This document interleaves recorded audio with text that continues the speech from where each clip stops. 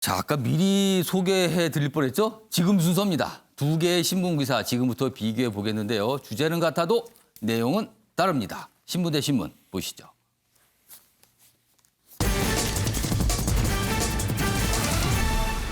자, 오늘 신문 대 신문은 어제 정부가 방역과 관련해서 내놓은 조치에 대한 평가입니다. 먼저 한국일보 기사는요. 분통 유발한 헬스장 일부 영업 허용 이렇게 평가가 있어요. 그런데 반면에 서울신문은요. 집단 불복에 날아간 방역 원칙이다. 그러니까 한국일보는 어제 정부 조치가 이게 됩니까? 이거 가지고 약간 이런 분위기고요. 서울신문은 그걸 왜 하셨습니까? 약간 이런 분위기입니다. 지금. 그럼 좀 더 구체적으로 기사 보겠습니다.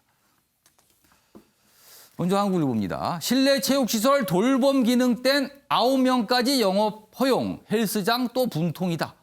그러니까 헬스장의 경우에 일부만 올 수 있대요. 그런데 뭐냐면 돌봄 기능이니까 아이들이잖아요. 아이들만 일부 모이는 건 한다는 거예요. 근데 헬스장에서 하는 말이 아니 헬스장 회원 중에 아동 청소년 얼마나 되는지 아십니까? 이렇게 물어보는 겁니다. 5%나 되는 걸 아십니까? 뭐 이런 겁니다, 지금요.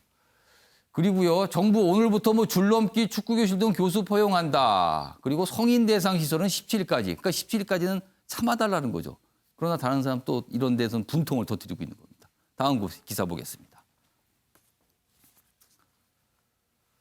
집단 불복 행동에 무너진 방역 원칙이다. 이거는 원칙을 무너뜨렸다.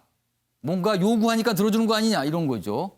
여기 보면 보상, 공간 부족한 집단 금지가 논란을 키웠다. 거리두기 격상 기준 등 재정비가 필요하다. 그리고요, 자꾸 이렇게 예외가 늘면 이거 감염 위험 덩달아 늘어난다. 이거 어떻게 하실 겁니까? 또 이렇게 묻고 있습니다.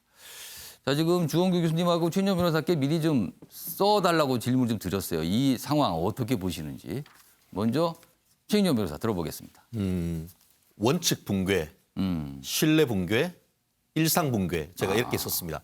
저기에는 집단 불복 행동에 무너진 방역 원칙이라고 했지만 오히려 불복을 했기 때문에 원칙이 무너졌기 때문이라기보다는 제가 봤을 때는 정부가 방역 원칙을 지키지 않았기 때문에 항의가 됐다. 저는 그렇게 봅니다. 아시다시피 지난 11월 달에 방역 3단계 기준을 마련했지 않습니까? 예.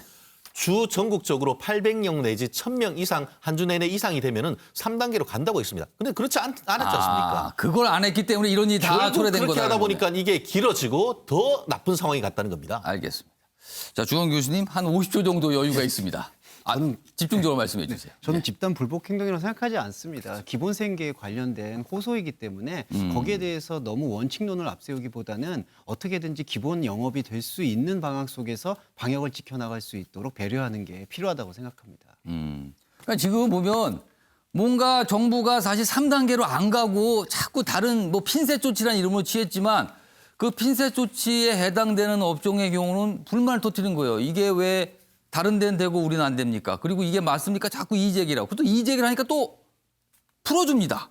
지금 이런 상황으로 가고 있는 겁니다. 그래서 뭔가를 지금 강력하게 좀 재정비해야 되는 거 아닌가 이런 지적이 나오고 있습니다.